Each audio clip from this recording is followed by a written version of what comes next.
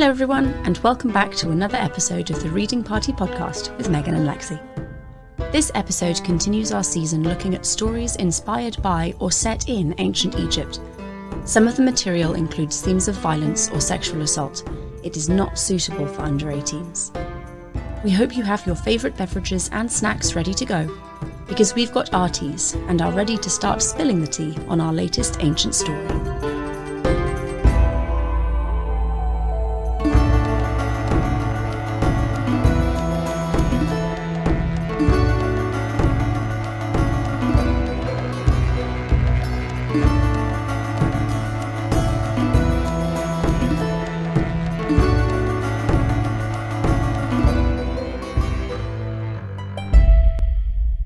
Hello everyone and welcome back to the Reading Party podcast. We are kind of treading new waters here today. For those who don't know, Lexi and I are both pretty enthusiastic gamers.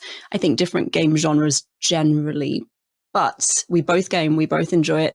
And we thought that given we're doing Egypt this season, it would be a good time to introduce you all to our bizarre love of gaming, historical games, and all things exciting in that particular field. So we are going to be talking about Assassin's Creed Origins, and we have the marvelous Dr. Christian Casey, Egyptologist, gamer, all-round nice guy with an impressive beard, here to join us and to talk about the Egyptological side of Assassin's Creed. So Christian, thank you for coming. It's nice glad to be see here. you. My beard doesn't get enough acknowledgement in my life, so I sincerely appreciate that. And the fact that I play video games instead of doing my work sometimes. I don't think that gets enough appreciation. Well, the first time I think I ever met you was at ASOR, and I know that which is an academic conference for those who don't know what ASOR is, and I came up to you because I saw your paper on Assassin's Creed Origins and found it really interesting and wanted to interview you on my YouTube channel. So you will forever, in my mind, be married to Assassin's Creed. Yeah, in real life too. So I wrote 2 papers about it. One of them is more just kind of that conference talk. I just wrote it up as, in prose and put it on my website. And then there's another one that's like an actual proper peer-reviewed paper. I've looked up where it is before starting this. It's in the Journal of Near Eastern Archaeology. I have it saved as a PDF on my computer. That's why. Thank you. Thank you, Lexi. I'm glad you remember. I'm terrible at those kind of things. Yeah, so I wrote and spoke quite a bit about it, and I think it's actually really important. I'm actually doing a workshop on Friday, as I mentioned, about like AI images, and I'm bringing in a lot of the stuff I learned from that paper into that as well. So when talking about one of the big things that comes up in academia all the time is whether something is real or not.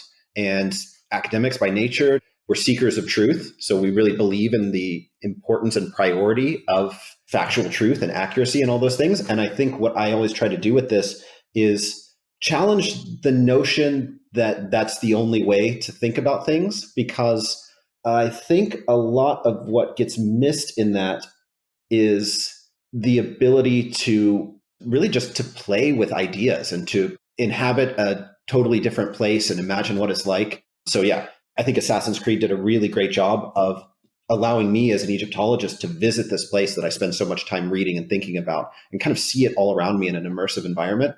And I think the same thing is true for things like archaeological illustration, reconstruction. There are these wonderful, in Germany, we have quite a few of these like medieval villages where everyone lives as a medieval peasant and they build all the buildings by hand and stuff like that. I think that's sort of undervalued in terms of how it can inform the way we think about the past. So it's a much more kind of experiential way of learning or experiential way of experiencing something. That just sounds bizarre, but I think like you get what I mean. It's much more immersive. And even if it's a computer game and it's not VR, so you're not like walking through it, still being able to like see the different buildings and hear all of the sounds of people talking off in the background and animals and marketplace noise and that kind of thing, I think does give a very, very different impact to if you're reading about it in a book. Even if it's like a fiction book, you still get much more of an immersive experience, I think. And this question of what is true and what is accurate is something that Lexi and I have wrestled with between us before. I think it came up several times in season 1, because something that she values quite a lot is accuracy in terms of when you're drawing from source material, actually use the damn source material. Don't kind of read it once and then go off into your own flight of fancy. And I think that's definitely a very valuable way of looking at it but something that I was taught as an undergraduate because I took a film and media class with a classicist. And the way that he does it is to look at less what is accurate and more how is this being used to create something new, which I think can also be a really useful way of looking at these things as well. Yeah, even just connecting it to fiction writing or to film, all of us regularly engage with these totally imagined scenarios, and we do it by choice. Human beings have done it for as long as we could possibly guess. Humans have sat around and told stories. And the fact that we are so primed to engage with this and do it and feel good about ourselves and feel like we're using our time in a maybe not the most productive way, but in a way that we value, you have to ask, like, what is that doing for us? And I think this, like, stepping into fictional scenarios, you learn things that way. And it's not the same as factual information, and they should usually be kind of kept separate. We should say what is imaginary and what is real and what we know and what we don't know. But to over prioritize factual accuracy is to create a sort of like tyranny of truth value where you're not allowed to think outside of things that you know. And then you can very easily get stuck in these ruts, which happens in Egyptology all the time. But I mean, maybe it's because I'm working on an article right now that uses a lot of, I'm like doing a deep dive into like nostalgia, which is something I never thought I would do. But it's interesting because I guess like the paper I'm working on really talks about, how can games evoke a sense of nostalgia, both for the player and for the characters within the world. And it's really interesting because I guess I didn't apply this lens to any other game beyond the one I'm working on for hopefully what will eventually become obvious reasons. But I sort of applied that to this game. And I said, well, I think one of the things that helps me give it a pass, and the other Assassin's Creeds that are like in great ancient settings, but also not completely accurate, are the fact that even if it's not 100% right, like as a historian, it still kind of makes me like nostalgic in a way where I'm like, but I would still go there. I would still want to be in this world that they're presenting me. Just like, characters in the game might feel nostalgia for a certain period or thing as well. So it's a really interesting lens that I've started to look at this game. So I'm like, yeah, this is an Egypt that is not accurate 100%, but that doesn't stop me from like sitting at my TV being like, I want to go there right now because this feels like homey and wonderful. So, yeah, I was going to pick up on that, the word nostalgia and this connection with a sense of home, because for no one alive today is ancient Egypt. Of course, there are Egyptians, and Egypt, like the country of Egypt, is their home, but ancient Egypt is not a place that still exists except in like little tiny pockets that you can find. So to connect that to a place where people actually lived as a scholar, that's really important, because it's very easy to forget that these people actually lived there. They actually spoke this language. So I'm a language person.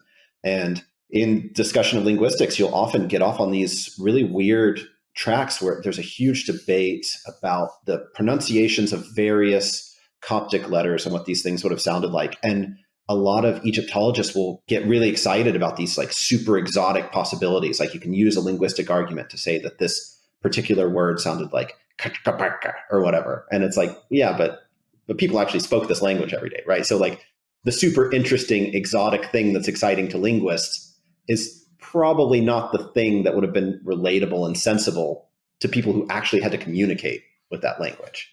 So you can very easily be totally focused on all the facts and actually end up in a sort of flight of fancy because you're not grounding yourself in a sense of like, hey, people actually lived here. This was their whole life.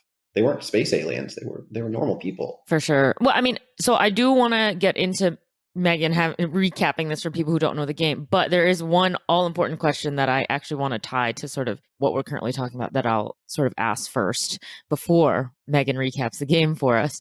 But I think one of the arguments that I've come up against that has kind of not stumped me, but I haven't figured out like how I'm going to even address this in the article I'm working on, but it was put to me like, can a person truly feel quote unquote homesick or nostalgic for a place that they've never been to or seen? And like, I want to say yes, because if you study it enough, if you see it enough, or like you identify with it enough, I'm like, yes, I think I can, based on like, oh, this is my passion. I study it. So like, I haven't been there and I never will be, but like, I still am. But what do you think? My answer would be, why not? Yeah, I don't see why that wouldn't be possible. I mean, these emotions aren't they aren't magic. They're made of something. And if you spend enough time really caring about something, you will develop an affection for it. And then that will create all the feelings that come along with that. You don't have to have actually spent time there. And you think even just to ground it in real world terms, I've definitely traveled to places exactly once, and that place will appear in a dream and I'll wake up kind of longing to go back to that place wherever it was. So yeah. I mean, I think it's would agree. absolutely possible. Yeah, I don't know. I would agree. Definitely. Although it's a bit harder to say. Because, I mean, right, that comes down to the basis of like, I traveled to many places once, or I spent 5 minutes in it, and I miss it for like an inexplicable reason. But like, yeah, I've been there, right? So I'm kind of like, I've never been to like ancient Greece. But when I play like Assassin's Creed Odyssey, I'm like, oh my God, like this is home. I want to go there. I miss this. And I'm like, I've never been to that version of Greece. Like, what am I talking about? But yeah, emotions got to come from somewhere. And I'm like, I'm sure it's like half scientific, half just like people. But yeah, it's a really interesting angle because it's screwing with my paper right now. So that's why I'm just like, how do I deal with this? But Megan, would you please recap this game for us, just so for people who, haven't played it, they kind of know what we're about to really dig into? I absolutely will. So you play as Bayek, who is called a magi, which seems to be some kind of, I'm not entirely sure, like an assassin in the pay of the crown who's supposed to protect everyone, is like the sense I get from the game. So that's a question for Christian later on. So you play as Bayek, and you find out that his son was murdered by a shadowy order of people secretly controlling Egypt, which is a recurring theme throughout the Assassin's Creed games. For those who haven't played them, there's a secret order of someone that you have to essentially hunt down each one and kill them. And in Bayek's case, you're hunting them down to avenge the death of your son. And there's this weird like feather motif. Each time he kills one of the bad guys, you have this hallucination. He's in this dark place, which I'm assuming is like some kind of underworld realm, and he has this white feather and he touches them with the feather and then they kind of disintegrate into nothingness. So that's another question for Christian later. And running alongside that, you also have his wife, who is called Aya, who's pretty damn cool, and she is also working to avenge her son's death, but also at the same time working for Queen Cleopatra, which is interesting. She has a fascinating British accent. Don't know why Cleopatra is British when no one else that I found in the game is British. Super weird. Yes, I know that she's Greek, but none of the other Greeks have British accents. It was Megan, a thing. She's highly educated and sophisticated. She can't have an American accent. Well, yeah, but who would believe that? She could have a Greek accent, though. She could, yeah. Maybe. Anyway, that was weird. But Aya is working for Cleopatra, and alongside the whole avenging son's death, you've also got the quest of putting Cleopatra on the throne. So it's set during the Ptolemaic reign, and you've got Ptolemy the fourth, whatever. I don't know the numbers. He's a Ptolemy. He's on the throne somewhere. Cleopatra is trying to take it back over, and you have intrigue with the Caesars and all the people doing the political maneuvering stuff. And then, surprise, surprise, Cleopatra becomes pharaoh and very unceremoniously dumps you, and you're very upset, not surprisingly, because you've done all this stuff to help her, and she's like, no, I'm done, sorry. Thank you for your help. Your assistance is no longer required. So then you and Bayek and Aya break up, which is sad, but absolutely something I'm sure most people saw coming. And Aya goes on to form the Order of Assassins that kind of follows the Assassin's Creed games down through time. And Bayek continues to be an assassin, and he's not a magi anymore. Magi? I'm probably saying it wrong. But he's not one of those anymore. He goes off and kills bad guys. And that's kind of where it ends. And that was much, much faster than my normal summary. I'm sure I missed a bunch of stuff. No, you're in a nutshell, that's the plot. That's pretty good. Also, because it kind of helps that you don't get bogged down by the fact that you get way into the lore of the game series. Because if you got into the modern day stuff, everyone would be like, okay, now we'd be here for a long time. Yep. So good job. Yeah, that's mostly what happens. Thank you. And it takes about 30 hours to play out this very simple sounding storyline, but it's never that easy. Yeah, you're basically inserted into Julius Caesar. It's the Caesar and Cleopatra stuff. And I don't know if we need spoiler warnings. I mean, this game's been out for, 6 years at this point. But the YouTube video I made about this, I got some really heated, angry comments because I pointed out in my video that Aya assists in assassinating Julius Caesar. And there's like a super angry, like, you have to put a spoiler warning before you say that she assassinates Julius Caesar. I was like, man, if you didn't know about Julius Caesar, I don't want to shame anyone for their level of knowledge, but that's like one of the most famous historical events ever. So I don't know. I don't know if we need a spoiler warning, but yeah, you do assassinate Julius Caesar. So that's fine. I mean, luckily we just kind of put spoiler alert for everything that we do, because we do actually unpack and talk about everything we review. So like, I'm kind of like, look, if you haven't read the book or watched the movie or played the game, I'm kind of like, why do you want to listen to a podcast that is going to review them in depth? So that's kind of our thinking, right? So I actually quite like listening to reviews of things before I read or experience them, because that way I know ahead of time that I'm actually going to enjoy myself when I go into it. But I know not everyone feels that way. I mean, but there's like a difference between like a broad review that doesn't spoil, and then there's like a let's go in depth and break down all the things. Like, This is true. You know, I wouldn't say ours is just like a casual sort of surface level non-spoiler review. I mean, then we couldn't do our jobs and get into the history and the stuff. So I don't know. I wouldn't come to our show if I was like, I've never seen these before. That's just me. But anyway, yeah. So Megan, I heard you mention like about 3 or 4 questions. So why don't you? There's so many. Yes. So Magi, what are they, and how close is the game's depiction to what we know of them? So there's a bunch of answers to that. So the Magi is the ancient Egyptian name for the Beja people, who are still a ethnic group of people that live in the southeastern desert of Egypt, so kind of border between Egypt and Sudan to the east of the Nile. This is a semi-nomadic group of people who have existed for as long as we have records. And during the New Kingdom, they basically became police officers. So, and the word later, I think it's the Demotic word, is essentially the word police. Like Meja means policeman. And what happened there is this classic story where you have a centralized state-run civilization and then people at the periphery who are maybe non-agricultural or semi-nomadic or whatever, and they're kind of a thorn in the side of the state because it gives your citizens a place to run to if things aren't going well. And it also, you have this group of people who might occasionally experience some kind of strife or famine themselves, and then they launch incursions into your territory. So you have this really tense relationship. What a lot of states throughout history have done in interacting with such people is hire them as a protective force of some sort. I mean, if you, in a very cynical sort of view, all governments are very sophisticated protection rackets, and this is just one part of it. They basically become the hired muscle. So starting in the New Kingdom, these people were a police force. They are very southern, and I think Bayek is a Magi who's half Nubian, so he has like darker skin tone, which I think is quite accurate and kind of interesting, like an interesting detail that they put in. The way he looks is not accidental. He looks like he could be Beja and Nubian.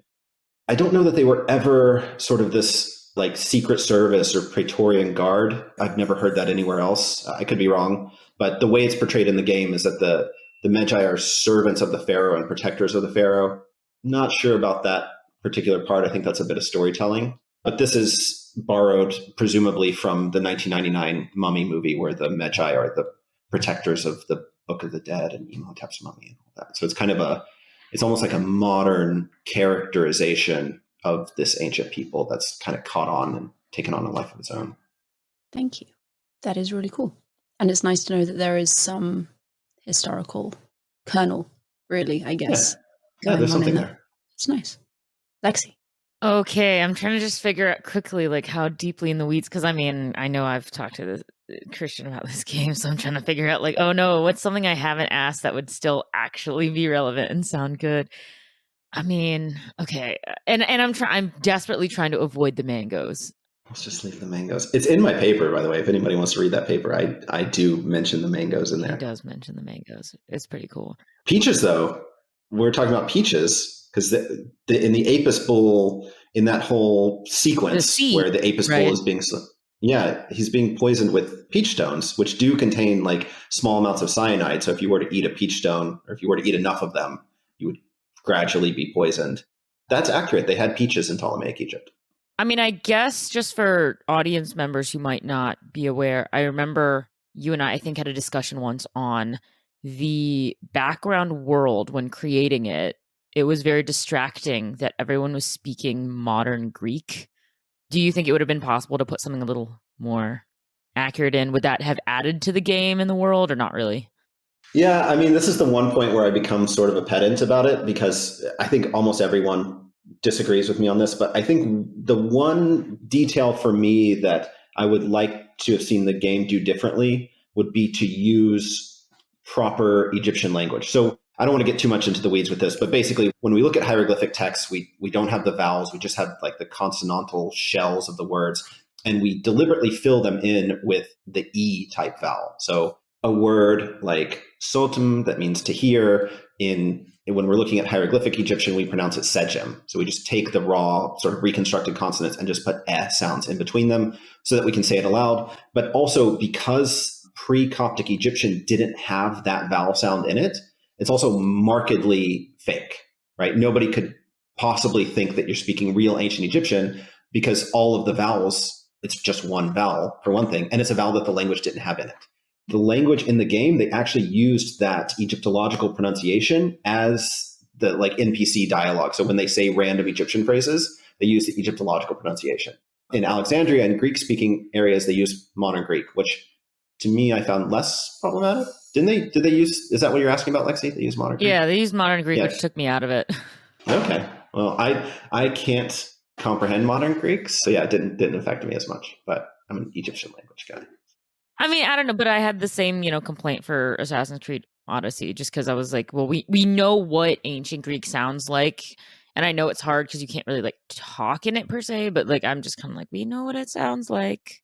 Why are we saying modern things with with modern pronunciations? I don't know. For me as a historian, that just bothered me, but. Yeah, I think I'm not one of these people who gets all up in arms about accuracy. I mean, obviously that's what we've been kind of talking about this whole time. Like, I think there's cases where something can be sort of markedly fictional. It's not giving anybody bad information. It's just kind of exploring ideas. And I think that's totally fine. With language, because there is so little learning material for ancient Egyptian language, I think this was just a missed opportunity to have like hundreds of hours of spoken reconstructed Egyptian that people who want to learn the language could really profit from, as opposed to something that's just totally artificial and unrealistic and can't really be used for anything. So, and you can say the same for modern Greek. There's plenty of sources for learning modern Greek. I'm sure it has a Duolingo, but ancient Greek is a little harder to find audio to listen to if you're trying to learn that language. So yeah, kind of a missed opportunity. Thinking about the languages, and you've already mentioned that there's obviously Greek and Egyptian speaking peoples, which kind of segues quite nicely into the different cultures that are present in the game, because you obviously have native Egyptians, you've got Greeks, you've got Romans. What do we know about the cultural milieu of the Ptolemaic periods? How would that have worked? Would the Greek Ptolemies have considered themselves Egyptian? Are they very firmly Greeks living in Egypt? What was going on there? Hard to say for any specific person, but I would guess that the Ptolemies largely saw themselves as Greek. They would have spoken each day in Greek. And even Cleopatra VII, one of her big claims to fame is that she was the first Ptolemaic ruler to learn the Egyptian language, but she wouldn't have spoken Egyptian in most of her days. She would have been speaking Greek with the people who worked with her. So I think they probably did think of themselves as Greek. When Caesar arrived to adjudicate this dispute between Cleopatra and it's the Ptolemy XIII. So Thank you. Anyway, okay. He would have spoken to them in Greek, and it's not certain whether Cleopatra spoke Latin, and it's very unlikely that Ptolemy XIII did. I think he was like 12 years old or something, and also like a petulant child. I doubt he had been studying his Latin very diligently. So the majority of the conversations that we see in this game probably would have taken place in Greek, and that would have been the norm because there was this, after Alexander, there's this kind of pan-Hellenic culture that it impacts all over the Eastern Mediterranean at this time period. So Greek was the lingua franca, just the way English is today. You could walk into any city in the ancient Near East and approach somebody and ask them for directions in Greek, and they would probably be able to respond to you more or less effectively in that language. With that kind of cultural diffusion, and again, I know that different people have different specialities in the whole of ancient Egypt. Would that diffusion have affected people living in their everyday lives and world? Because at one point you have a Roman gladiatorial arena that has been set up in an Egyptian temple. Would that kind of thing have happened, or would life for most Egyptians have run on as it had done previously? I mean, to the specific question of like a gladiatorial arena in a temple, that to me seems very unlikely. We do have later reuse of temples where they're turned into apartments essentially. People live in them. So it's not impossible to imagine this kind of reuse. But I think at the time period we're talking about, this was really the beginning of Roman control over Egypt. I think for a couple decades there had been interactions with Rome. Rome was this massive force conquering the entire Mediterranean and parts of Europe and North Africa. So they interacted plenty with Rome, but I think the influx of Roman culture really came later. So if we're going to look for something like gladiatorial arenas in Egypt, I don't know for sure, but I'm guessing we're looking later than the time period of this game. So historically, there would have been a ton of interaction with Greeks. That would be probably the largest non-Egyptian group living in Egypt, would be people from like Greek-speaking areas. And that goes back all the way to Naucratis in like the 6th century BC. So you have Greeks in Egypt. And even before that, you have scattered Greek presence. So that's the biggest. There'd also be people from all over. There'd be people from various parts of the Levant, all the way to Persia, probably people from other parts of Europe. I think we have Roman mummies from the Ptolemaic period where, we have mummies of people who look like me from ancient Egypt, which is kind of remarkable how well connected this place was. But I think the primary fault line would be between native Egyptians and Greek elites that are somehow connected to the fact that you do have this like Greek hegemony that's controlling the country. The game makes a lot out of those things. I think there's some poetic license there, but I think it's fairly justified. So we don't know for sure what the everyday experience or conflicts were between native Egyptians and Greek-speaking people. A lot of our evidence comes from very late documentary texts that almost no Egyptologist can even read. It's a very specialized subject, even within this niche subject. But you definitely do see evidence for like social strife. Like these people did not always get along, and very often the dividing line between them was linguistic and ethnic. So Greek Egyptian. Thank you. I mean, I know a lot of the game's sort of history and its own mythology's lore is deeply ingrained, just because we've had other games. This is not the first game. But one thing that I always wonder sometimes, though, is obviously the Order of the Ancients or whatever they want to be called in whatever game we're playing, it's still predicated on the fact that there's a deep, dark, shadowy cult-like group running things sort of in this underground manner. Were there any real, like, maybe secret or ancient cult-like groups in ancient Egypt that could have been like a historical basis that they just sort of rolled into the game's lore already, that they needed a secret group? That's a great question. The truth is, I don't know, but it's funny. Like the way the group is in the game kind of seems like unrealistic to me in terms of comparing it to real life. Like it feels almost like a conspiracy theory, when people think that there are like lizard people running the world or whatever, right? Like there's this huge shadowy cabal. My experience as an Egyptologist has been that people who are accused of belonging to some huge shadowy cabal often have no idea what you're talking about, quite genuinely. Like I'm not covering up evidence for aliens, trust me. Like I love aliens. I want to believe, like if there are any evidence that I could find of aliens helping out with the pyramids or visiting Earth in ancient Egypt, I would be totally into that shit. But yeah, shadowy cabals are kind of hard to maintain just because people aren't very good at keeping secrets. I think the controlling force, the conspiracy, this evil group in ancient Egypt was the Ptolemies.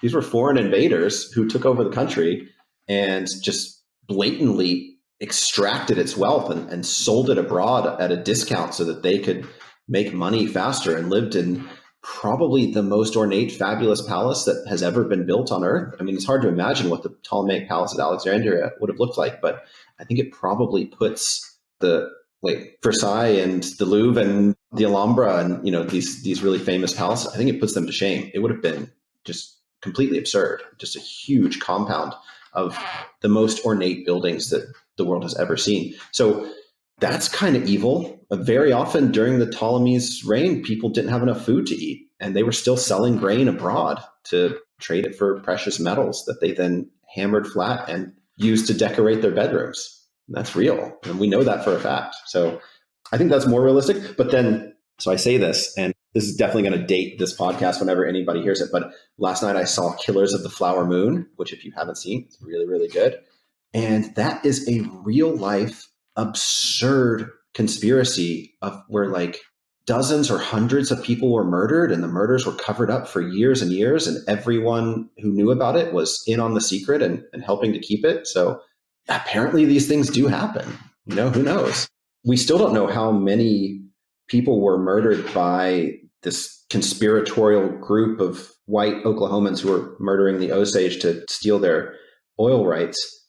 We still don't know how many people were killed to this day. And this happened about 100 years ago. So if there was some shadowy cabal in Ptolemaic Egypt and they were all in on it and keeping a secret, man, good luck ever finding out. I mean, I can't believe I hadn't thought about that. Like, oh, maybe is there a historical basis? I mean, because luckily for the history side and the Caesar Cleopatra side, I'm like, okay, we have history we can actually work off of. But no, so it definitely seems like they just inserted their own cabal just for, game purposes. But no, it came up because I was like playing Odyssey or talking Odyssey. And I was like, well, I mean, we have like shadowy cult, like the Eleusinian Mysteries cult. I've been reading a lot of Aristophanes recently, and he was supposedly a member of that cult. And when he tried to sort of put more about the cult into like one of his plays, he actually like got in trouble and like got an ancient version of like a censure by the group. And they were like, no, you cannot have this in your play. No, no, no. And so I was like, oh man, that's insane. So I was like, okay, so Greece had some crazy like things going on. So that's where I could kind of maybe understand like the cult of Cosmos stuff. But with not having experience with Egypt, I'm like, I don't know. Interesting. Well, there were certainly cults. Egyptian religion by nature is very secretive. To be a priest is to be initiated into, it's actually one of the terms for a type of priest is like the manager of secrets, essentially. The Harry Seshta, I don't know exactly how to translate that, but yeah, it's like the person in charge of secrets. So this notion of cosmic religious secrecy going all the way forward to the Gnostics who pop up in Europe in the Middle Ages, you definitely do have these kind of like secret society, cult, or religious sect type things. Yeah, we have evidence for some of them. And then also there's just human nature. You can go pretty much anywhere in the world and find a group of people with their own esoteric beliefs secretly meeting together. So that definitely existed. Mm-hmm. I'm going to take us on a hard right and go from secret cults to visions of the underworld, because this happens every single time you kill one of the members of the Order of the Ancients. You wake up in this like black, watery, shadowy place with the person that you've just killed, and you have a brief argument with them, and then Bayek touches them with a feather. The feather I am vaguely familiar with from Egyptian mythology, but is it not usually on a scale with someone's heart? Yeah, it's an interesting choice. I mean, the place you end up, I don't know where it's supposed to be. I think it's a train station bathroom because there's like 3 centimeters of water on the ground at all times. And it's very dark. And there's just one other creepy person in there looking at you. The feather is definitely meant to be the feather of Ma'at, which is, so Ma'at is basically translated as truth. In the New Testament, it's the word that Jesus uses when he says, I am the way, the truth, and the life. The word he uses is May, but that's the Coptic version of the word Ma'at. But it's also kind of it's a way of living. It's like a philosophy of right living, right? So it means truth, but it also has all these kind of cultural ideas attached to it. So Egyptologists normally don't translate it. We just say Ma'at. So this is the feather of Ma'at. And as you said, in these Book of the Dead scenes where you have like the weighing of the heart, you have this giant set of scales and you have the deceased person's heart on one side and you have the feather of Ma'at on the other. And you have Thoth looking on and recording the results. And then you have Amit, this like crocodile, lion, hippo, chimerical beast that is ready to eat the heart of the deceased if he fails the test. So it's this symbol for sure. There's really nothing that I've seen like actually from ancient Egypt that where the feather of Ma'at is used as a sort of weapon or something, but he like brushes them with it. And presumably that is their moment of judgment or being sent to the judgment. It's unclear, but it makes sense in the way that a clever abstraction often can. Like it fits with everything that I know about the Egyptian underworld. For instance, the water on the ground that I made a joke about is actually related to like the waters of Nui, these kind of cosmic waters that, this is going to get, I don't want to go too far, but basically like in the Egyptian understanding of the cosmos, we live in a little bubble of air with like land at the bottom. And then on all sides of that is the infinite cosmic ocean. So, and it kind of makes sense because in ancient Egypt, basically any direction that you go, you hit water. You know, if you dig down far enough, you hit groundwater. If you go far enough in any direction, you hit an ocean or a lake of some sort. And then occasionally water and watery things come from the sky. So that it must be water up there too. And it's blue, etc. So that's, as far as they knew, it made sense that if you go far enough, you just get to water. And then the Duat, like the land of the dead, is either underneath the earth or sort of on top of the sky or both at the same time. If you imagine the cosmos as a sort of, I guess, 4-dimensional torus or something, like where you can simultaneously be. Thing. Yeah, that's what I'm trying to picture. That's how I'm trying to visualize it. Yeah, it's weird. It's kind of like, I think of it like the game Asteroids, where if you go off the edge of the map, you just come back on the other side. I think it's kind of something like that. So there are all these waters in between that are, because you're kind of passing through the waters of the infinite waters. So in this place, he's in this kind of liminal space where there's no ground. He's just kind of standing on water or standing in water somehow. So they're in between, I guess, our world and the land of the dead. And then with the feather, he's saying, okay, you go to your judgment now. You have to go. So kind of related to that, as I said in my very brief intro, Bayek's driving force is like avenging his son's death, but there are also several statements he makes through the game about his son not being able to like move on into the afterlife and being trapped until that vengeance has been extracted. Do we have anything in ancient Egyptian afterworld beliefs that kind of necessitates vengeance, or is it simply you have to be buried properly in order to let your soul move on? You know, it actually does. It kind of fits. I don't know about anything so specific, but we have letters to the dead. So people would write letters to their deceased relatives and then, put together all of the Egyptian funerary culture, offerings, mummification, tomb building, put it all together. And you definitely have the notion of the hungry ghost. So the dead person who can be helpful or hurtful, but is kind of stuck in the world of the living. That idea is kind of clearly woven throughout all of this. That's where they pick up Hamu from, or his story and his story in relation to Bayek. I think the core thing that they did with that, because we spoke a little bit about Aya too. Aya wants to make sure that nothing like this happens again. She's trying to play this big political game to create a better world in which things like this aren't as likely to happen. While Bayek is on a quest for vengeance. He doesn't seem to care all that much about the Assassin's Creed. That's kind of secondary to his purpose. So I think it works on two levels. There is an Egyptian notion that this can be drawn from, but I think the main storytelling purpose is that it drives Bayek's entire plot. Right? He's driven by this quest for vengeance, and that's his character. Cool, thank you. I want to ask on a non-serious note, did you enjoy, as an Egyptologist, being able to climb on and into and around the Great Pyramid? I loved it. I climbed all over everything. Jumped off of a lot of things. Sometimes crash and burn when I did. Yeah, I mean, these were the big things for me. It's kind of weird. I'm not like a big pyramid guy, though. I'm more interested.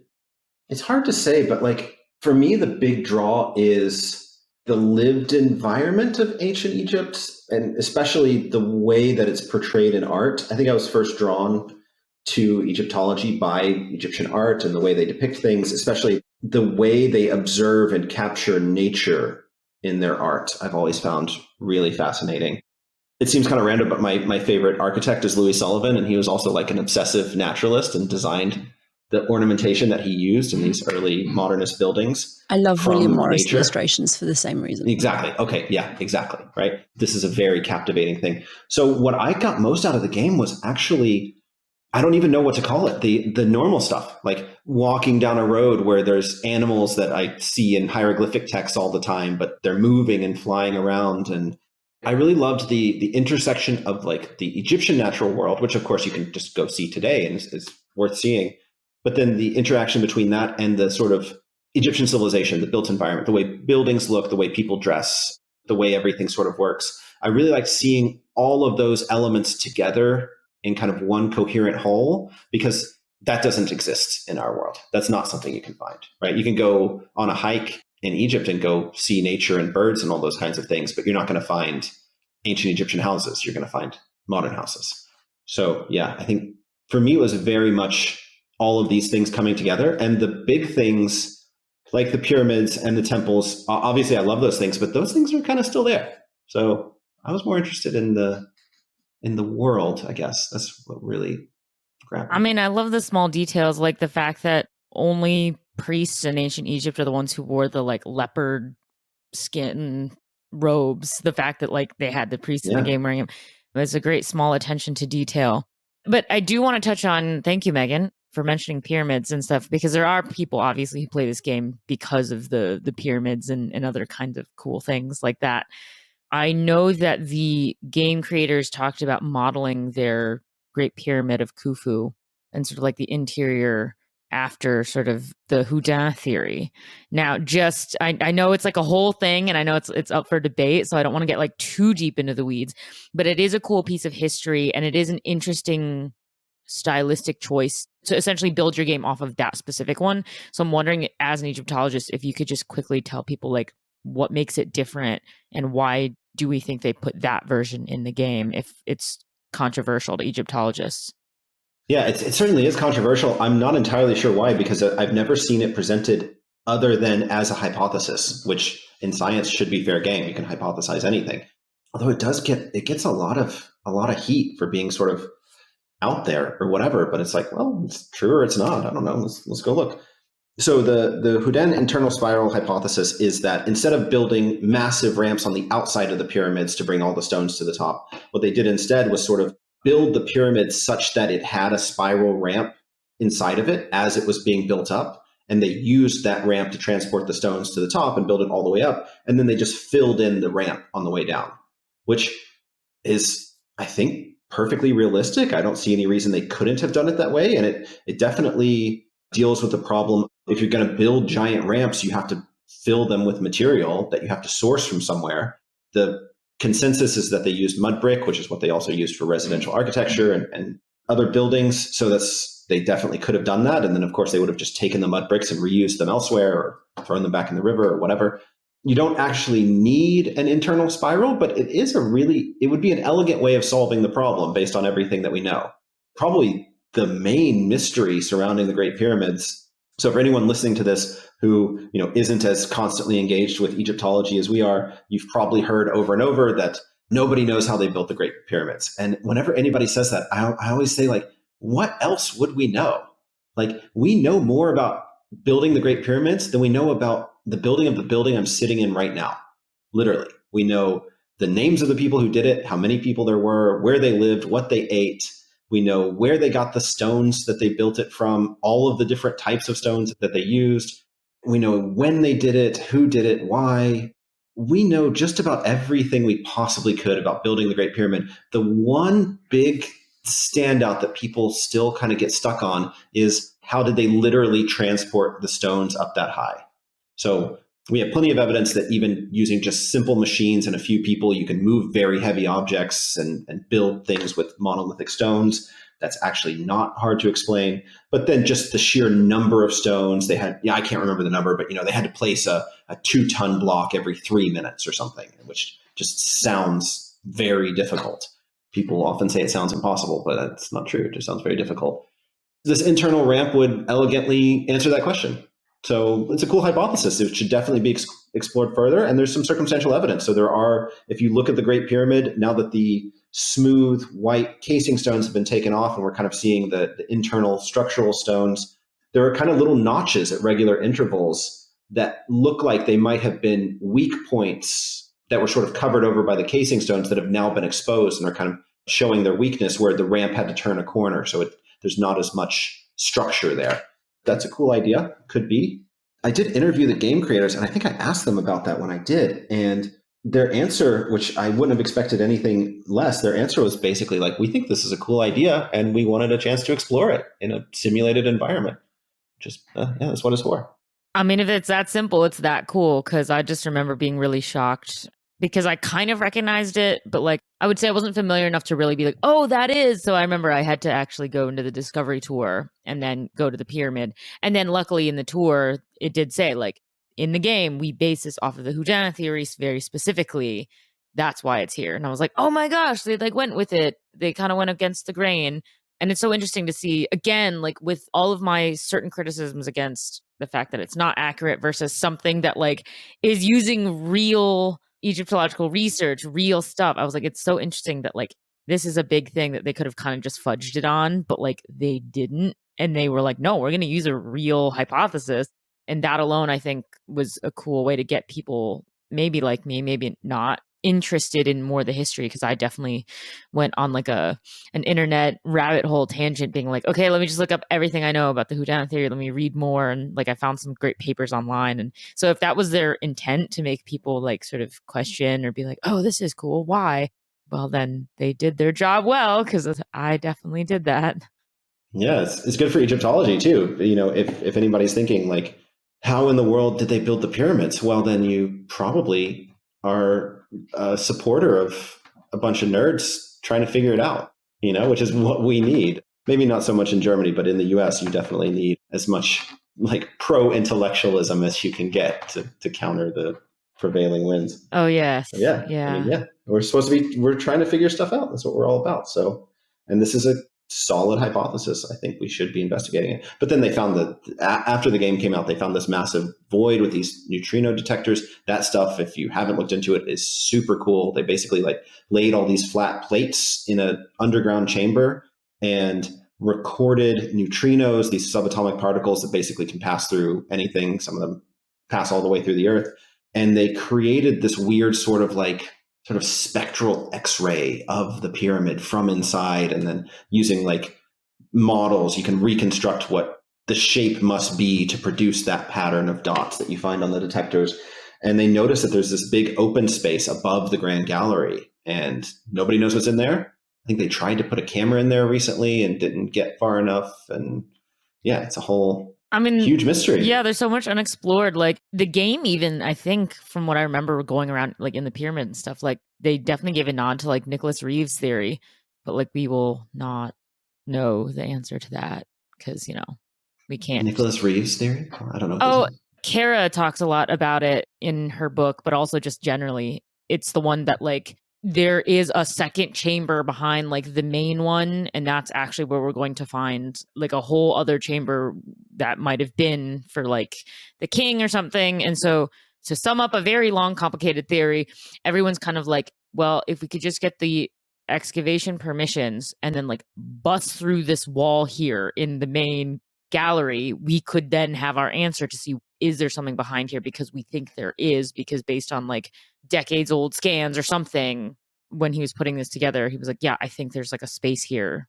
But like there's a bunch of stuff about like the Egyptian government being like, we're not going to just like bust through a wall in this pyramid. And so that's why it's still like a theory. But yeah, it's really interesting. I mean, for anyone who's like really curious that there might be another secret hidden chamber in the Great Pyramid that we have just not explored, I encourage anyone, just go look up like Nicholas Reeves' Great Pyramid Theory. It's really interesting, and like there's a lot. It's so much that I'm like, I don't want to like get too into it because then we'll get lost in there. But yeah, it's cool. Get lost in a pyramid. Get lost in a pyramid with the mummies. It would be super cool to find that. I do understand why the Egyptian government wouldn't be too keen on just randomly blowing holes in walls of pyramids. So yeah, I can see both sides of that. Yeah. Overall, like I like how the game handled the afterlife stuff, both in the elaborate cutscenes. Although, of course, there's that like one boss fight where you're supposed to fight like the great snake or whatever from this. Yeah, so I was like, okay, this is. I just found it annoying. So I hate that boss fight so much. Yeah, so I was like, this is just annoying. This is not cool. But I generally like how the game handled it. And then obviously we're not talking about it in this episode per se, but I will just mention for anyone who is interested in maybe playing this game now, there is a brilliant DLC released that actually lets you into 4 different realms of like conceptions of the afterlife or the underworld. And they're really cool. So this game just continues kind of the path that they've been on. Cool. Yeah, it's really cool. It's really cool. We are about at the hour mark, so it might be worth wrapping up, I don't want to keep Christian too long, but I do want to ask you both, is this a game you would recommend to gamers and or to history fans? Lexi, you want to go first? You want me to? I can go first. I would just say a very, very enthusiastic yes. I would definitely for gamers. Like if you're a gamer and you just sort of like open world RPG things where you can just like walk around a really cool environment and climb on shit. Yes. Like, yes. Need I say more? But for historians, though, yeah, this is something that I think Christian and I both spent a lot of time talking about. But I think after having a lot of conversations with a lot of academics and a lot of people kind of all doing reception studies, I think that the important takeaway is academics need to play more games. Like a lot of them don't, which I think is really sad because not only is it like a fantastic opportunity to immerse yourself in something and sort of rediscover that love you have seeing things in a different medium, but also I talk a lot about bringing different types of media into the classroom and making the learning experience more enjoyable for students as well. So I think if more academics saw like how well this game was, but also because it's not 100% accurate, it opens you up. Like you can have great discussions based off of, okay, let's talk about, why does this building in this game, why do you think they did this? What should it have been like? Like there's room for both criticism and compliments. And so I think this is kind of the next barrier we really have to confront, which is, how do we get gamers to see like there's inherent value in seeing, playing, using these games, both in the classroom and for themselves. So I would say it would be more important for me to recommend it to other academics more than just normal gamers who will just like games anyway. Yeah, I couldn't agree more. It's a super solid game if you like open world RPGs. If you like using stealth to do things, Assassin's Creed is where it's at. I mean, there are a lot of things that you kind of can't do without using stealth.